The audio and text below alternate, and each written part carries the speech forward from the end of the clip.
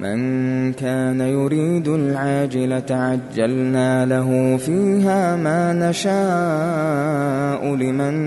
نريد ثم جعلنا له جهنم يصلاها مذموما مدحورا ومن أراد الآخرة وسعى لها سعيها وهو مؤمن فأولئك كان سعيهم مشكورا كلا نمد هؤلاء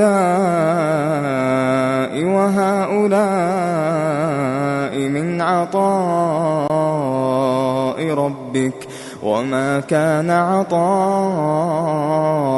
ربك محظورا انظر كيف فضلنا بعضهم على بعض وللآخرة أكبر درجات وأكبر تفضيلا لا تجعل مع الله إلها آخر فتقعد مذموما مخذولا وقضى ربك ألا تعبدوا إلا إياه وبالوالدين إحسانا إما يبلغن عندك الكبر أحدهما أو كلاهما فلا تقل لهما أف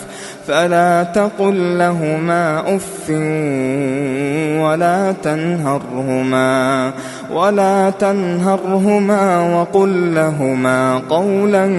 كريما واخفض لهما جناح الذل من الرحمة وقل رب ارحمهما كما ربياني صغيرا ربكم أعلم بما في نفوسكم إن تكونوا صالحين فإنه كان للأوابين غفورا